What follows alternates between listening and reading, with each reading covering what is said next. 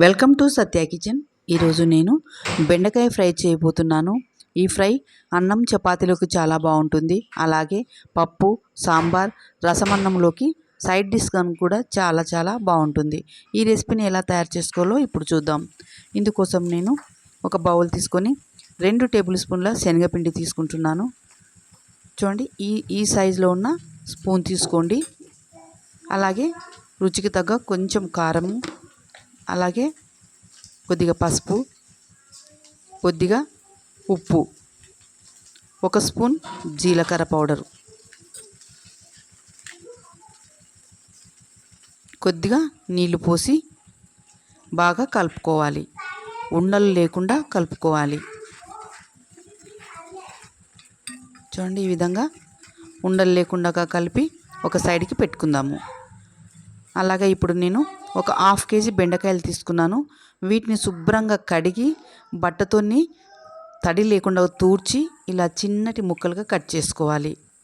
ఈ సైజు ముక్కలు ఉంటే సరిపోతుందండి ఫ్రైకి. వీటిని కూడా సైడ్కి పెట్టుకుందాం. ఒక ప్యాన్ తీసుకొని 3 టేబుల్ స్పూన్ల ఆయిల్ వేసుకొని 1 స్పూన్ జీలకర్ర ఆవాలు వేసుకుందాము. అలాగే ఒక మీడియం సైజు ఉల్లిపాయని ఇలా ముక్కలుగా కట్ చేసి వేసుకోవాలి.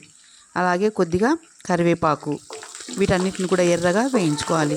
ఫ్రెండ్స్, మొదటిసారి మీరు నా ఛానల్ చూస్తున్నట్లయితే ప్లీజ్ సబ్స్క్రైబ్ చేసుకోండి. ఉల్లిపాయ ముక్కలు ఎర్రగా వేగిన తర్వాత మనము ఈ బెండకాయ ముక్కల్ని వేసుకోవాలి. మూత లేకుండా ఈ బెండకాయలని వేయించుకోవాలి. పైకి కిందికి కలుపుతూ బెండకాయల్ని బాగా ఫ్రై చేసుకోవాలి. చూడండి, ఎక్కడ జిగురు లేదు బెండకాయ. ఈ ఫ్రై చాలా టేస్ట్గా ఉంటుందండి. కంపల్సరీ ట్రై చేయండి. బాగా పొడిగా ఈ విధంగా బాగా ఉడికించుకోవాలి. ఇప్పుడు మనము బెండకాయలు వేగిన తర్వాత కలిపి పెట్టుకున్నటువంటి ఈ శనగపిండి మిశ్రమాన్ని ఈ విధంగా పోసుకోవాలి. ఒకటే చోట పోయకండి, ఈ విధంగా చుట్టూ పోసుకోవాలి. ఇప్పుడు మూత పెట్టి ఉడికించుకుందాం. చూడండి, శనగపిండి కూడా బాగా ఉడికిన తర్వాత అప్పుడు కలుపుకోవాలి. ముందే కలపకూడదు, గమనించగలరు. చూడండి, అంతా కూడా బాగా కలుపుకోవాలి శనగపిండి. తర్వాత ఉప్పు వేసుకోవాలి, పసుపు కొద్దిగా. అదేవిధంగా మీ దగ్గర మసాలా కారం ఉంటే కంపల్సరీ వేసుకోండి, లేకపోతే కూర కారమైనా పర్వాలేదు వేసుకోండి. కూర కారము, మసాలా కారము 2 లేకపోతే ఎల్లిపాయ కారం వేసుకోండి. ఇప్పుడు వీటన్నిటిని కూడా బాగా కలుపుకోవాలి.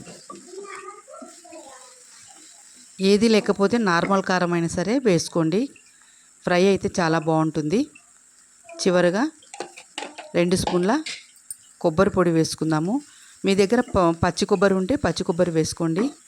నేను ఇక్కడ ఎండు కొబ్బరి వేసుకుంటున్నాను. బాగా కలుపుకొని చివరగా కొత్తిమీర వేసుకుందాము. ఒకసారి కలుపుకుందాము. బెండకాయ ఫ్రై రెడీ అయిపోయింది ఫ్రెండ్స్. మీకు ఈ రెసిపీ నచ్చినట్లయితే లైక్ చేయండి, షేర్ చేయండి, సబ్స్క్రైబ్ చేసుకోండి. Please subscribe. Thank you for watching.